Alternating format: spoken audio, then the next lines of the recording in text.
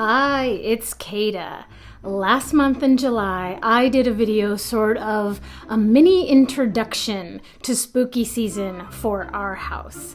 My husband and I are huge Halloween fans, and we can't wait every year for the weather to start turning so that we can really welcome in spooky season. But in summer, that's really hard to do. But we were trying to force it in July. Well, finally, here it is, end of August. The weather has turned just a little bit, just a hair. It was rainy and very fall feeling yesterday, so we brought in a lot more Halloween.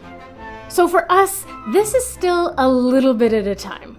We did a bit more Halloween shopping, and then we brought in 2 of our Halloween bins. We have 12 to 14 Halloween bins, but we've been trying to bring in just a little bit at a time and to decorate it just very lightly around the house. But when I say lightly, I mean for us, it's light, but I think a lot of people would probably consider it to be a lot. But the decor and the stuff that I'm featuring today is still just a little hint of what it's going to be in this house over the next 2 months. We really get our Halloween on in here. So continuing the introduction to spooky season, today I'm going to be just really quickly opening up 2 bins, just 2, that I brought in from the garage. And I love doing that because every year I'm reminded of all the wonderfully fun Halloween stuff that I've collected over the years, and sometimes gotten new things and put it in the bin after Halloween last year and then like completely forgot that I bought it. And it's like, Halloween, Christmas, yay! I have this thing! I forgot about it! So yeah, so just quickly opening up 2 bins, then decorating and displaying them around the house. And for any of you gamers out there, I'm also going to show you a really cool spooky game that I enjoy playing at this time of year. And of course, I'm going to do something with a doll. Whether that be Barbie or maybe my Once Upon a Zombies, I'm not sure yet. But there will definitely be a doll taking part in our spooky season adventure today. But first, the t-shirt. Camp Crystal Lake, summer 1980. Of course, that's a reference to Friday the 13th, and I wear it all year round. I love that only if you're a horror movie fan, you'll get this t-shirt. Otherwise, it's like, oh, that's just some camp t-shirt that she wears. Oh, also, let us not forget the horror movie challenge, and I'll give you a little bit of an update and just some very quick mini reviews on some of my faves, or some of the most notable at least, because some of them have been kind of bad. So come along with me for a wonderful spooky season vibe in August.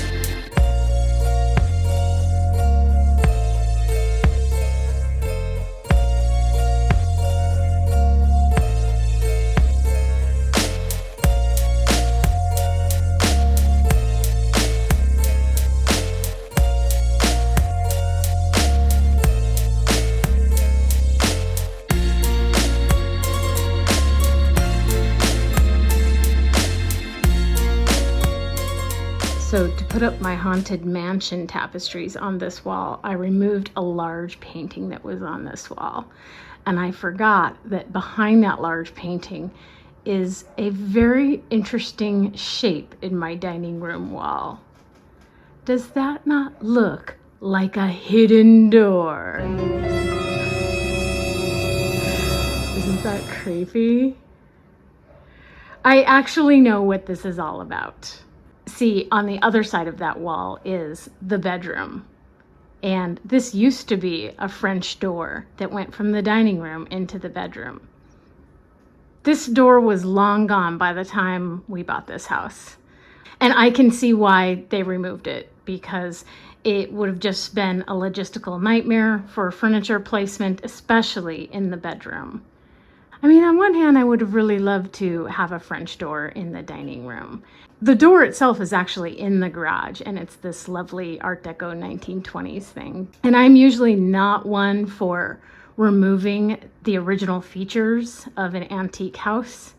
But in this case, I can see why the previous owners did it. Because, yeah, putting a dining room table in front of a door, putting a bed or a dresser or everything else in the bedroom on the other side, it would have really reduced the space.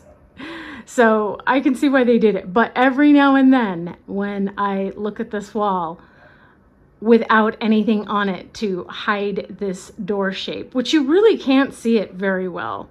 It's actually concealed pretty well. See, even if I move the camera a little bit, it starts to kind of vanish.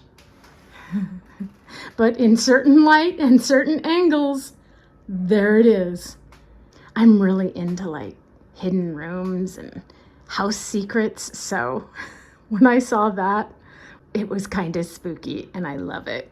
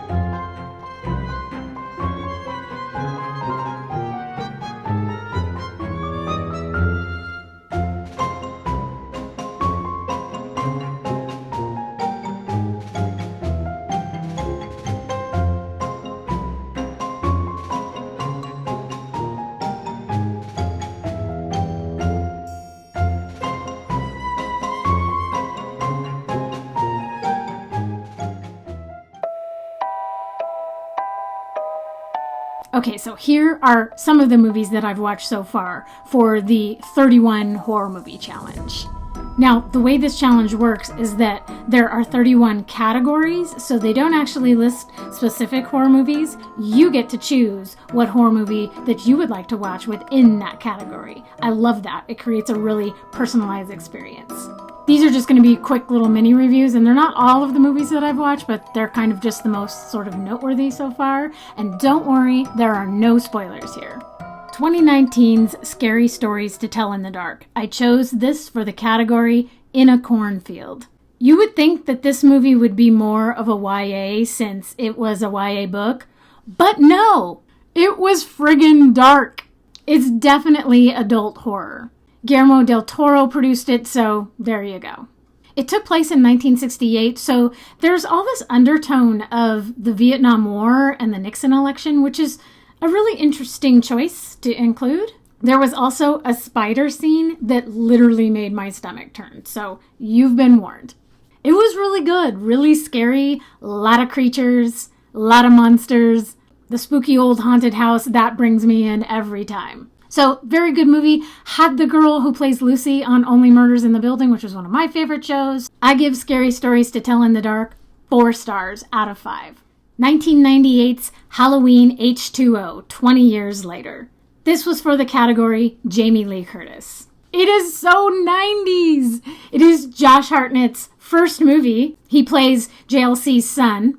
I love the setting of an old spooky boarding house in fall. Janet Leigh has a brief cameo, and they make some wonderfully subtle Psycho references that could easily be missed by the non-horror fan. Take care of yourself, okay? Thank you very much. I'll see you Monday.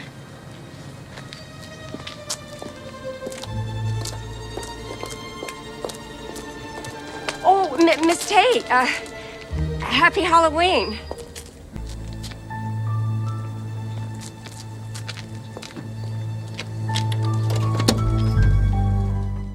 It was not a bad movie. I give it 3.5 out of 5 stars. 2015's 400 Days for the category Set in Space. So technically they were not in space, but they were training for a space mission. This was good. Dane Cook, who I'm not super crazy about, and the young guy from Mad Men, can't remember his name. The acting was a bit forced at first. I almost didn't watch it, but I'm glad that I did. It's a psychological thriller. It has more light horror, but it is very suspenseful. It has an interesting ending that people hated, but I actually kind of liked it. It's a thinker. 3.5 stars for me. 2003's One Missed Call. This is a Japanese film that I watched for the category J-horror. This movie started out really good, and then it turned to, And then it turned to, what the f***? It was super convoluted. It dragged on, especially because you thought it's the end like 3 different times. Lots of helpless female crying and screaming with patriarchal male savior. Apparently there's 2 sequels. Pass. 1.5 stars. 1984's Friday the 13th, The Final Chapter. It's not. This was for the category Jason Voorhees. Okay, this movie had 0 plot. It was merely every character getting butchered for no reason. No spoilers. But it's fun because it had Corey Feldman as a little boy. Like, was this his first movie? And also Crispin Glover?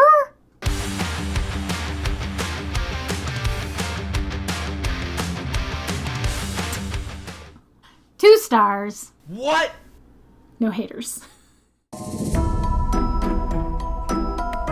I enjoy casual gaming, like from Big Fish Games and Euchmad.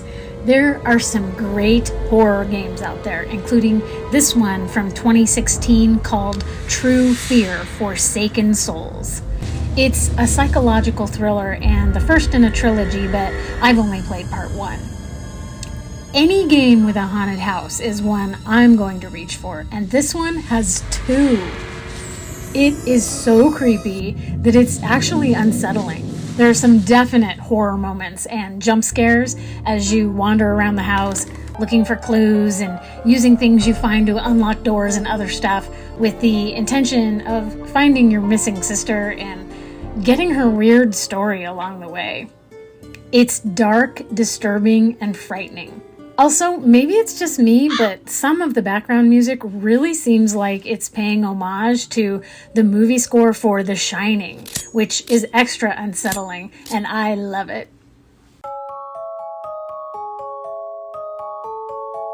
So these are Once Upon a Zombie dolls. They are Disney or fairy tale princesses that have been turned into zombies. I love them. They have scars on their face and veins on their hands. Their dresses are pretty ripped up, which I do really like, but otherwise I'm not super crazy about the classic princess dress, so I'd like to put them in something a little bit more gothy. And actually, I'm going to do the whole rest of them in another video, but right now, for this video, we're just going to focus on giving Cinderella a new look. The hands are removable, just like Monster High and Integrity dolls. This is a Barbie Halloween dress, and no, it doesn't fit on her. We'll put them here for safekeeping. This is a binder of some of the Barbie clothes that I have. I thought maybe I would try again with some other dresses. This one is actually maybe kind of working.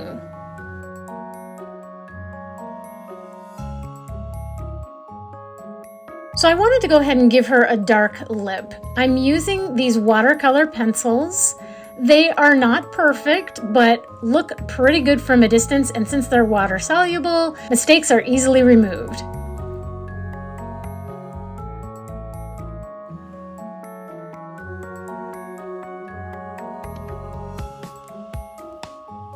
Here's Cinderella before. Here's Cinderella after.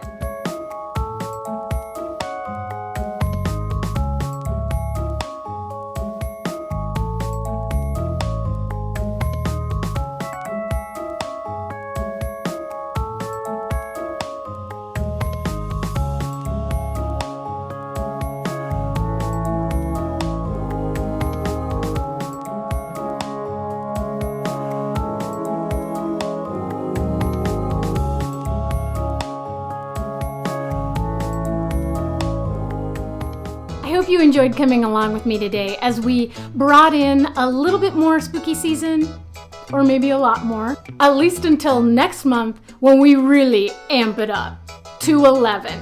Tell me what you like to do for spooky season in August. Is it still a little too early for you? And regardless of when you start, what do you especially like to do for spooky season? Let me know. I'd love to know your traditions. And if you enjoyed today's video, please like and subscribe, and I'll see you next time. Boo!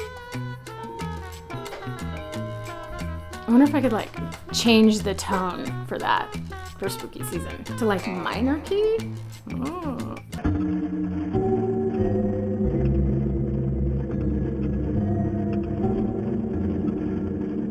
What do I want to say?